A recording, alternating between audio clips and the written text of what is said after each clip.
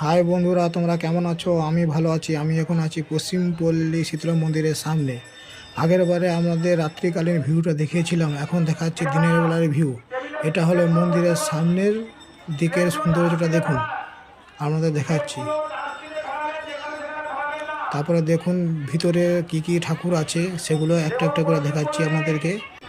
এটা হলো দেবাদিদেব মহাদেব শিলারূপে বিরাজমান।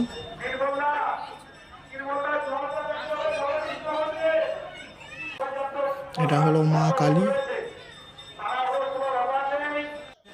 আর এখানে আছে মা শীতলা, মা চণ্ডী, মা মনসা।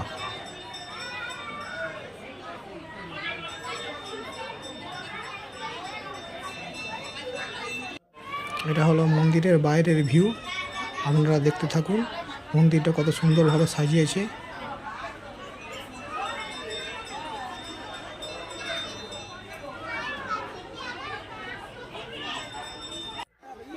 এটা হলো বাইরের এটা হলো মন্দিরের পিছনের দিকের সৌন্দর্য, কত সুন্দরভাবে সাজিয়েছে দেখুন।